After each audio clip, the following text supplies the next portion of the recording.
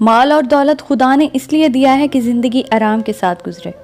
زندگی اس لیے نہیں ہے کہ مال و دولت جمع کرنے میں صرف کریں. لوگوں نے ایک عقل مند شخص سے پوچھا، نیک بخت کون ہے اور بدبخت کس کو کہیں؟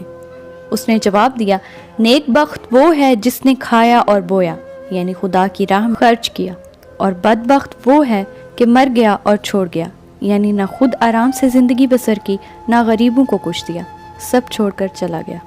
2 آدمیوں نے بیکار محنت کی اور بے فائدہ کوشش کی. ایک وہ جس نے دولت جمع کی اور خرچ نہ کی، دوسرا وہ جس نے علم حاصل کیا اور اس پر عمل نہ کیا. چاہے تم جس قدر علم حاصل کرو، اگر اس پر عمل نہیں ہے تو تم جاہل ہو. اس طرح بے عمل شخص نہ تو عالم ہے نہ دیندار، بلکہ اس گدھے کی راہ ہے جس پر کتابوں کا بوجھ لدا ہوا ہو اور اس عقل سے خالی کو یہ بھی معلوم نہ ہو اس پر لکڑیاں لدی ہوئی ہیں یا کتابیں. علم حاصل کرنے کا مقصد یہ ہوتا ہے کہ دین کی خدمت کی جائے اور اس کے قانون پر عمل کیا جائے.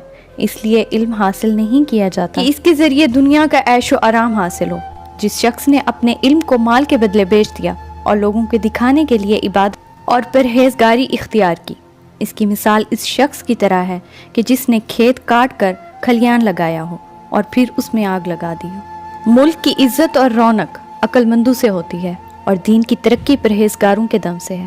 عقل مند لوگ بادشاہوں کی مصاحبت کی اس قدر محتاج نہیں ہیں جس قدر بادشاہ عقل مندوں کی صحبت کے محتاج ہیں. 3 چیزیں قائم نہیں رہتی ہیں: مال بغیر تجارت کے، علم بغیر بحث و محابثہ کے، اور ملک بغیر سیاست کے. اپنا کوئی راز کسی دوست کو نہ بتاؤ.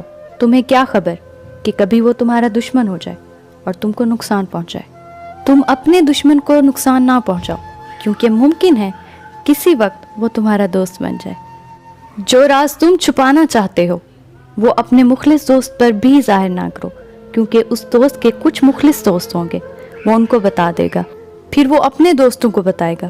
اس طرح یہ سلسلہ بڑھتا جائے گا اور تمہارا راز سب پر ظاہر ہو جائے گا. اپنی زبان کو بند رکھنا اس بات سے بہتر ہے کہ تم دل کی بات کسی اور کو بتا کر یہ کہو کہ وہ کسی اور سے نہ کہے. پانی کے چشمے کا سوتا شروع سے بند کر دینا چاہیے، کیونکہ جب اس میں پانی زیادہ ہو جائے گا تو وہ دریا بن جائے گا اور اس کا رکنا ممکن نہ ہوگا.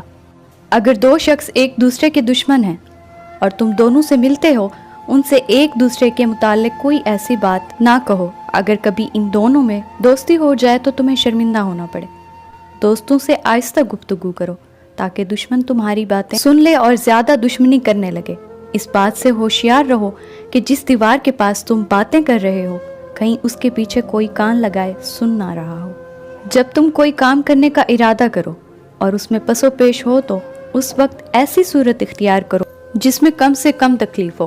جب تک روپیہ دے کر کام نکل سکے اس وقت تک جان کو خطرے میں نہ ڈالو. کسی دشمن کی نصیحت پر عمل کرنا غلط ہے، لیکن اس کو سن لینا درست ہے تاکہ تم اس کے خلاف کام کر سکو. ایسا کرنا بالکل درست ہوگا. اگر دشمن تم کو سیدھا راستہ بتا دے تو تم اس پر مت جاؤ، بلکہ اس کی بجائے الٹا راستہ اختیار کرو تاکہ نقصان کا اندیشہ نہ رہے. بہت زیادہ غصہ کرنے سے رنج اور خوف پیدا ہوتا ہے اور بے موقع نرمی کرنا انسان کے روب کو ختم کر دیتا ہے. تم کسی پر اتنی سختی نہ کرو کہ وہ تم سے عاجز آ جائے اور اتنی نرمی نہ کرو کہ وہ تم سے گستاخی کرنے لگے. سختی اور نرمی ملی جلی کرو، یعنی جب ضرورت ہو تو سختی کرو اور موقع ہو تو نرمی برتو. دیکھو، جراح چیر پھاڑ بھی کرتا ہے اور مرہم بھی لگاتا ہے. یعنی کسی پر سختی کرو تو اس کی بھلائی کے لیے، اور جب نرمی کی ضرورت ہو تو نرمی اختیار کرو. اگر تم کو کوئی ایسی خبر معلوم ہو جس کو لوگ سن کر رنجیدہ ہوں گے تو اس خبر کو تم خود نہ سناؤ، بلکہ خاموش رہو تاکہ کوئی اور سنائے. اے بلبل، تو چہک کر موسم بہار کے آنے کی خبر سنا اور بری خبر الو کے لیے چھوڑ دے، وہ سنائے گا. دشمن کے دھوکے سے بچو اور اپنی تعریف کرنے والی باتیں سن کر غرور میں مبتلا نہ ہو، کیونکہ دشمن کی نرم باتیں دھوکے کا جال ہے اور تعریف کرنے والا لالچ کا دامن پھیلائے گا. بے وقوف کو تعریف پسند آتی ہے. اپنی تعریف میں کسی شاعر کا کلام نہ سنو، کیونکہ اس کے ذریعے وہ تم سے کچھ نفع حاصل کرنا چاہتا ہے. اگر تم اس کی خواہش و طلب پوری نہ کی تو وہ اس تعریف سے کئی 100 گنا زیادہ تمہاری برائیاں بیان کرے گا.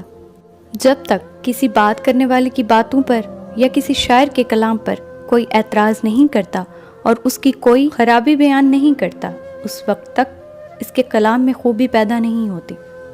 تم اپنے متعلق خوش فہمی میں مبتلا ہو کر اپنی زبان و بیان کی خوبیوں پر اور کسی جاہل سے اپنی تعریف سن کر غرور مت کرو۔ جو شخص اچھی صحت اور طاقت کے زمانے میں نیک کام نہیں کرتا، وہ کمزوری کے زمانے میں تکلیف اٹھاتا ہے، یعنی جو جوانی میں محنت مشقت نہیں کرتا اور دوسروں کے ساتھ اچھا برتاؤ نہیں کرتا، اس کو بڑھاپے میں تکلیفیں اٹھانی پڑتی ہیں۔ اس ظالم شخص سے زیادہ کوئی بد نصیب نہیں ہے جس کا مصیبت میں کوئی مددگار نہ ہو۔